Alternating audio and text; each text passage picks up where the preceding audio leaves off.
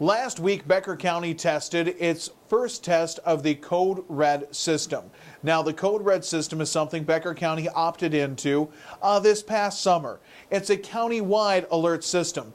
It works in a very similar fashion to the Honeywell Instant Alert system, which Detroit Lakes, Frazee, and a couple other townships had been using, or the school districts have been using here in the Lakes area for a while.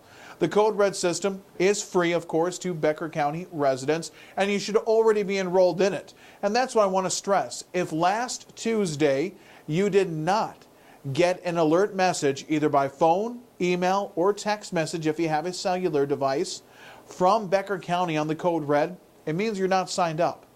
It means you're not in the system. Now, it's a reverse 911 system. There's a variety of ways they've come up with putting numbers in there. If you've got a mortgage attached to that particular phone number, certain bank accounts, certain types of instances, if you've had to call 911 or use 911, and a variety of other ways. Becker County did the best it could to get everyone's information. But there's only about 12,000 something numbers they started out with, and Becker County's population is over 30,000. Granted, that includes a lot of children in there that might necessarily be the ones that are being contacted, but it still means there's most likely thousands of people right here in Becker County that have an opportunity to be on this free instant alert service and are not signed up.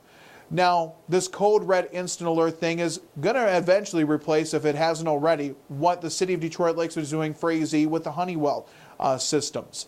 Now, what is nice about this instant alert system, this Code Red system, is it is supposed to be like other systems, be able to particularly warn people in a certain area. The county says they're only going to use it in severe situations such as bad weather or man-made disasters. A lot of people are very concerned about train derailments after what happened in Castleton at the end of last year, and also some other instances with trains derailing for a variety of other reasons, including up in Two Harbors, Minnesota. Also last year down near Dent, there was another train that derailed there as well. Near Perm a couple years ago too. In fact, near Lake Park, if you want to go back 4 or 5 years, we had a train derail there. With all the amount of oil from the Bakken and other types of chemicals that are coming through Detroit Lakes, I think it's nice that we do have some kind of electronic instant warning system.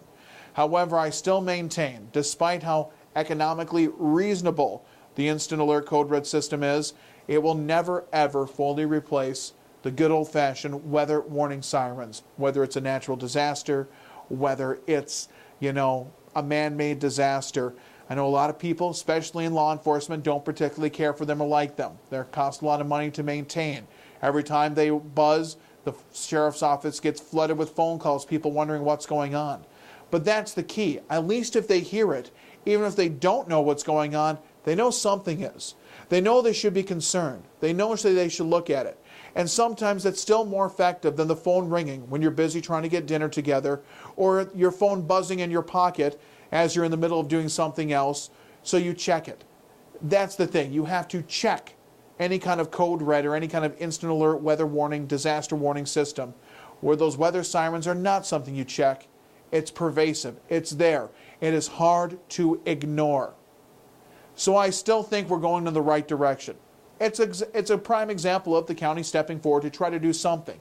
Code Red is better than nothing, because frankly before, we had nothing, unless you happen to have lived in Detroit Lakes, Frazee, or one of these other townships. So while I see it as a step in the right direction, it is still not full protection. And the only reason it's not is because the county just doesn't want to spend the money it would take to really put those sirens in.